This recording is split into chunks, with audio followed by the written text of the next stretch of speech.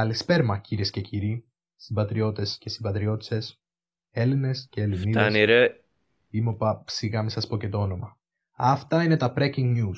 Το συμβάν που θα μας απασχολήσει αυτήν την εβδομάδα είναι μια φωτογραφία που κάνει τον γύρο των μέσων κοινωνικής δικτύωσης, καθώς χαρακτηρίστηκε ως ακραίο και πως υποβαθμίζει τη χώρα μας. Και δίκιο έχουν όσοι το είπαν. Τι θα γίνει ρε πούστη μου, τέτοια πράγματα τα κάναμε στο γυμνάσιο, που όλοι είχαμε ένα φίλο Αλβανό ή άλλης εθνικότητας και μας μάθαινε λέξεις για να κάνουμε τους αλλοδαπούς. Φαίνεται ότι η εφηβεία έχει χτυπήσει κόκκινο, μιλάμε έτσι, και θυμήθηκαν τα αλβανικά τους νιάτα.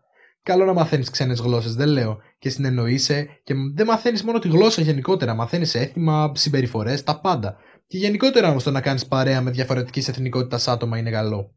Αλλά όχι και να συμπεριφέρεσαι έτσι. Αναλυτικότερα. Όπως καταλαβαίνετε, τα άτομα της φωτογραφίας ανήκουν στον ελληνικό στρατό και όπως παρατηρείτε, η φώτο είναι τραβηγμένη στον ίδιο τον χώρο εκπαίδευσής τους.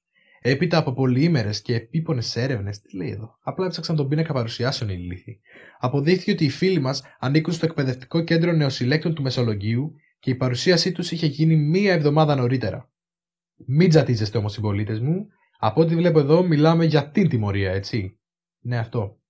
Μιλάμε ακόμα. Δεν δέχτηκαν καμία κύρωση. Έλεος ελληνική δικαιοσύνη, και εμείς έχουμε πολλά θέματα, όμως δεν είναι και τόσο δύσκολο να βρεθεί τιμωρία όταν ο γιος ή η κόρη μας κάνει μαλαπέρδα. Δεν τα μπορώ καθόλου κάτι τέτοια. Χρειάστηκε να είναι στο στρατό και με τη στολή για να βγάλουν τέτοια φώτο. Δεν μπορούσαν μια μέρα που θα είχαν άδεια, ή έστω όταν θα απολύονταν. Στον ΚΕΑΔΑ! Κι εγώ υποστηρίζω τις αντιρατσιστικές συμπεριφορές και έχω φίλους Αλβανούς, Πακιστανούς, Γκαμπότζιους και ξενόφερτους.